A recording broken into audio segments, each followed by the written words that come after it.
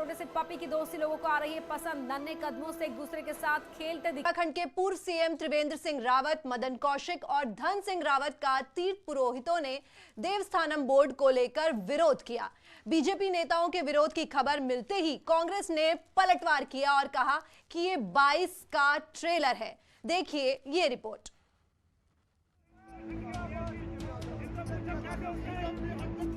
उत्तराखंड के बीजेपी नेताओं के विरोध की तस्वीरें केदारनाथ धाम की है। यहाँ पूर्व सीएम त्रिवेंद्र सिंह रावत, मदन कौशिक और धन सिंह रावत का तीर्थ पुरोहितों ने कड़ा विरोध किया। विरोध का कारण देवस्थानम बोर्ड है। त्रिवेंद्र रावत सरकार के कार्यकाल में ही देवस्थानम बोर्ड का गठन किया गया था, जिसका तीर्थ पुरोहित विरोध कर रहे हैं। जैसे कि सरकार ने 2 महीने का टाइम तीर्थ पुरोहितों के पास मांगा था और सरकार ने वादा खिलाफी करके कल जो है 30 अक्टूबर हो गए हैं और आज से चारों धामों में उग्र आंदोलन तीर्थ पुरोहितों ने कर दिया है। उसका अभी जो है पूर्व सीएम केदारनाथ में आए थे और तीर्थ पुरोहितों ने धक्का दे करके केदारनाथ से उनको वापस कर दिया। केदारनाथ में पुरोहितों के विरोध पर कांग्रेस ने बीजेपी पर निशाना साधा। नेता विपक्ष प्रीतम सिंह ने कहा कि ये तो एक ट्रेलर है। प्रीतम ने बताया कि कांग्रेस तीर्थ पुरोहितों के साथ खड़ी है। केदारनाथ के अंदर पूर्व मुख्यमंत्री जी को, भाजपा के अध्यक्ष को और मंत्री को काले झंडे दिखा करके ये संदेश दे दिया है कि ये तो सिर्फ ट्रेलर है और जंग तो आगे जो है जारी रहेगी और सड़कों पर जो है तीर्थ पुरोहित विरोध करने का काम करेंगे और कांग्रेस उनके साथ लाभबद्ध होगी। विरोध के बाद देहरादून पहुंचे मदन कौशिक और धन सिंह रावत ने कहा कि विरोध को लेकर तीर्थ पुरोहितों की बात सुनी गई। सीएम को पूरे मामले की जानकारी दी जाएगी। ये सही है कि जो उनकी भावना थी, उस भावना थी कि हम इस जो एक्ट है, एक्ट के अकॉर्डिंग उन्होंने उदाहरण भी दिए कई स्थानों के। तो उनका कहना ये था कि हमारे जो मंदिर की पूजा पाठ और मंदिर की पूजा पाठ में जो व्यवस्था है, तो इस प्रकार के उनकी एक शंका ऐसा उनके मन में थी। तो हम लोगों ने कहा कि हम प्रभावशाली ढंग से आपकी बात रखेंगे। देवस्थान बोर्ड के बारे में जो वहाँ के तीर्थ पुरोहितों की भावना थी, उनके साथ हमने बैठक की है और हमने उनको ये आश्वासन दिया है कि हम मुख्यमंत्री जी से इस बात को ज़रूर कहेंगे। और मुझे लगता है कि उनके अपनी बातें रखने का एक तरीका है। उन्होंने हमसे बातें रखी क्योंकि हम सरकार में, हमारे राज्य में सरकार है, तो वो हमसे ज़रूर अपनी बात रख सकते हैं। अब आपको देवस्थानम बोर्ड के बारे में बताते हैं। 2019 में उत्तराखंड देवस्थानम बोर्ड बनाया गया। उस वक्त उत्तराखंड में त्रिवेंद्र सिंह रावत की सरकार थी। बोर्ड में 4 धाम समेत प्रदेश के 51 मंदिरों को रखा गया। बोर्ड के गठन के बाद से ही तीर्थ पुरोहित इसका विरोध कर रहे हैं। 4 धाम देवस्थानम बोर्ड के विरोध में आज गंगोत्री धाम की भी सारी दुकानें बंद हैं। तीर्थ पुरोहित आज गंगोत्री धाम में श्रद्धालुओं को पूजा अर्चना नहीं करा रहे हैं। 5 नवंबर को प्रधानमंत्री मोदी केदारनाथ आने वाले हैं। ऐसे में तीर्थ पुरोहितों का विरोध धामी सरकार के लिए मुसीबत बन सकता है। Bureau report, news 18। हमारे साथ हमारे संवाददाता दीपांकर भट्ट देहरादून से लाइव हैं। दीपांकर,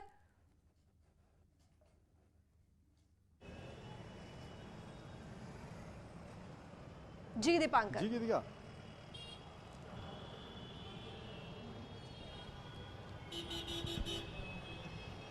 दीपांकर, क्या आप मेरी आवाज सुन पा रहे हैं? अपना सवाल आप जी, ये देवस्थानम बोर्ड को लेकर जो मुद्दा उठा है दीपांकर, उसे लेकर आपका क्या कहना है?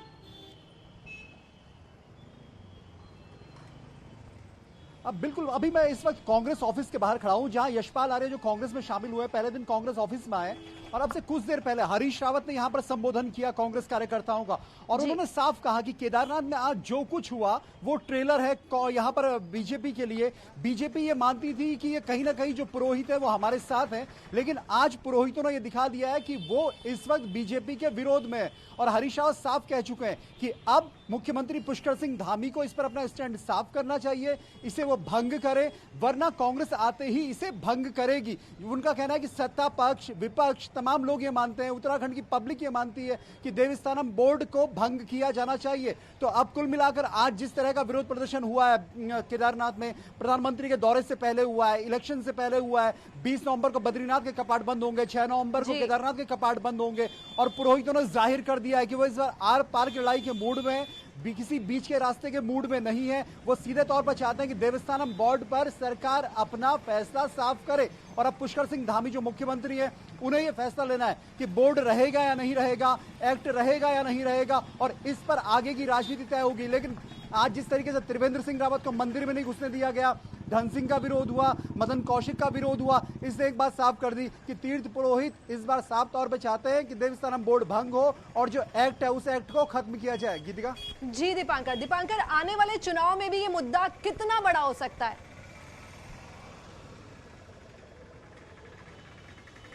ये मुद्दा माना जा रहा था कि बड़ा मुद्दा नहीं बनेगा और कुछ सीटों तक सीमित रहेगा, गंगोत्री, यमुनोत्री, केदारनाथ, बद्रीनाथ। लेकिन अब जिस तरीके से आज का प्रदर्शन हुआ है उससे एक बात साफ है कि जो गढ़वाल की 41 सीटें हैं उन पर इसका कहीं ना कहीं बड़ा प्रभाव जरूर पड़ेगा। बीजेपी के लिए एक बड़ा मैसेज कहीं ना कहीं खराब हुआ है, क्योंकि केदारनाथ, बद्रीनाथ, गंगोत्री, यमुनोत्री से सिर्फ उत्तराखंड नहीं जुड़ा, इससे पूरा देश जुड़ा हुआ है। यात्रा इस वक्त चल रही है और यात्रा के बीच में इस तरीके का विरोध प्रदर्शन, एक पूर्व मुख्यमंत्री को मंदिर में आने देना, यह अपने आप में बहुत बड़ा क्वेश्चन मार्क है। तो बीजेपी को जाहिर तौर पर यहां पर चिंता रहेगी कि 2022 में कैसे इस मुद्दे को इसको डाइल्यूट किया जाए। लेकिन कांग्रेस साफ कह चुकी है, हरीश रावत अब से कुछ मिनट पहले साफ कह चुके हैं कि कांग्रेस इसे भंग करेगी और कांग्रेस इस वक्त तीर्थ पुरोहितों के साथ खड़ी है। तो ऐसे में अब कांग्रेस बीजेपी साफ साफ बटे हुए हैं और 2022 में कहीं ना कहीं अगर ये मुद्दा नहीं सुलझा तो बीजेपी को इसकी बड़ी कीमत चुकानी पड़ सकती है। जी दीपांकर, एक सवाल और है मेरा आपसे कि देवस्थानम बोर्ड को लेकर, विरोध को लेकर असली मुद्दा क्या है, मतलब वजह क्या है इसके पीछे?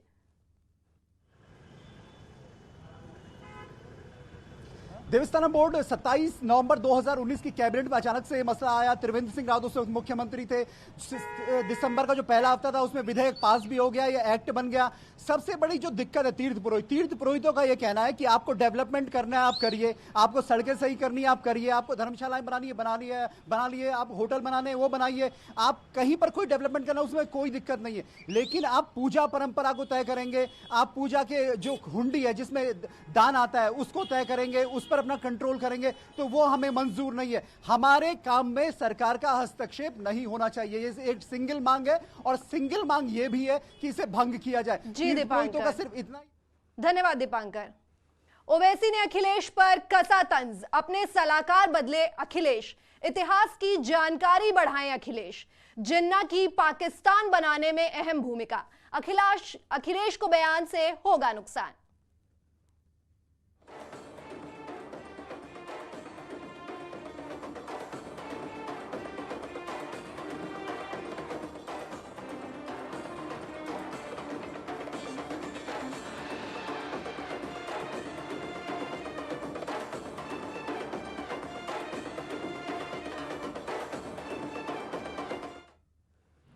तूने और जिन्ना से हमारा कोई ताल्लुक ही नहीं है।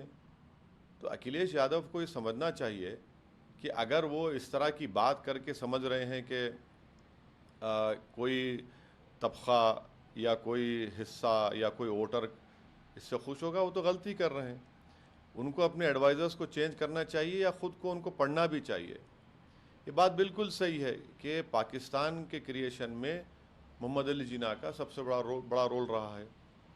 अब उसके पीछे क्या क्या है, तारीख़ में जाएंगे तो बहुत लंबी तारीख़ जाएगी, मगर ये इस्तेमाल करना और ये कहना है, ये तो अखिलेश यादव को मैं समझता हूँ कि उनको दोबारा कोई हिस्टोरियन के पास बैठकर हिस्ट्री पढ़ने की उनको ज़रूरत है। यहां रुक रहे हैं एक छोटे से ब्रेक के लिए।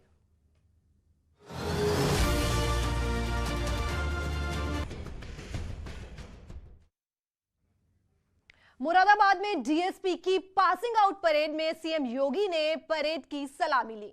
नए पुलिस अफसरों को सीएम योगी ने संबोधित करते हुए कहा कि यूपी सबसे बड़ी आबादी वाला राज्य है, अपराध और अपराधी पर सरकार की जीरो टॉलरेंस की नीति है। मुख्यमंत्री ने कहा कि अपराध को रोकने और अपराधी को सजा दिलाने में तकनीक की महत्वपूर्ण भूमिका है। और अब पहली टोली देश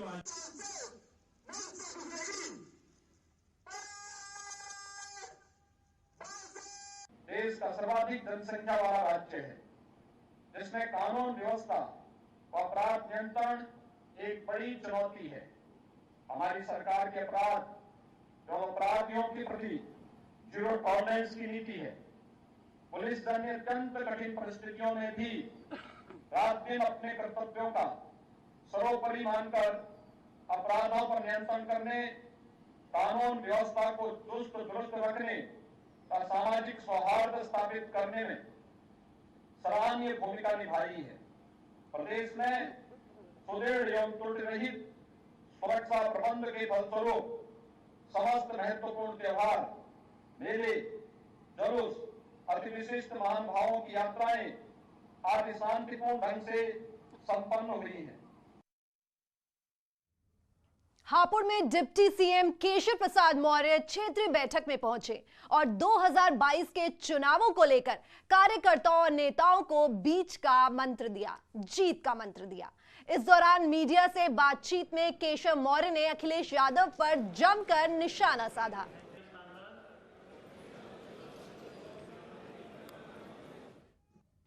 समाजवादी पार्टी पूरी नमाजवादी पार्टी बनकर के देश के लिए बलिदान देने वालों का अपमान किया है, देश की को आज़ादी दिलाने वालों का अपमान किया है।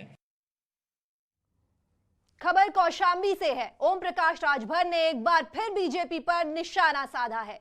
ओम प्रकाश राजभर ने कहा कि बीजेपी अच्छे दिन का सपना दिखाकर सत्ता में आई थी, लेकिन आज लोग महंगाई से परेशान हैं। गैस सिलेंडर, पेट्रोल, डीजल, सरसों का तेल, हर सामान का दाम आसमान छू रहा है।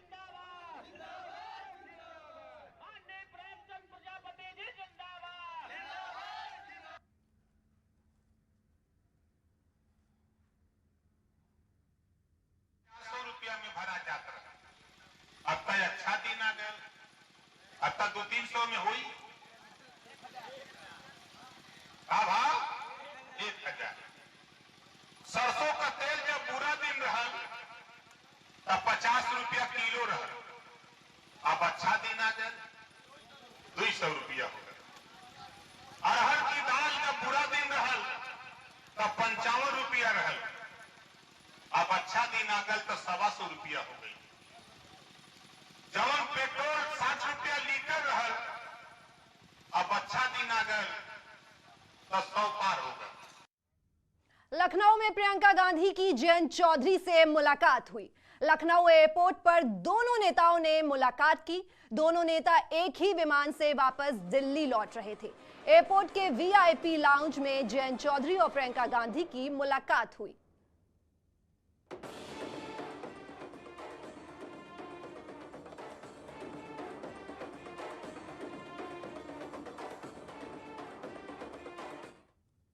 इटली और इंग्लैंड के दौरे से लौटने के बाद पीएम मोदी कोविड वैक्सीनेशन को लेकर 3 नवंबर को समीक्षा बैठक करेंगे। कम टीकाकरण करने वाले जिलों के साथ पीएम मोदी समीक्षा बैठक करेंगे। G20 शिखर सम्मेलन और COP26 में भाग लेकर देश लौटने के फौरन बाद पीएम मोदी कम टीकाकरण करने वाले जिलों के साथ 3 नवंबर को दोपहर 2 बजे वीडियो कॉन्फ्रेंसिंग के जरिए समीक्षा बैठक करेंगे। बैठक में पहली खुराक के 50% से कम कवरेज और कोविड वैक्सीन की दूसरी खुराक के कम कवरेज वाले जिलों को शामिल किया जाएगा।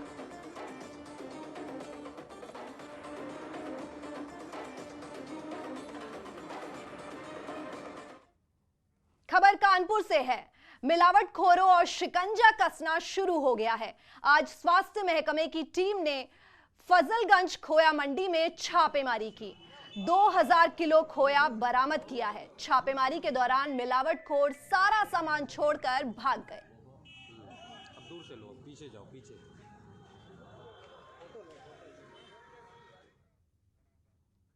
फिलहाल इस बुलेटिन में सिर्फ इतना ही। आगे खबरों का सिलसिला यूं ही जारी रहेगा।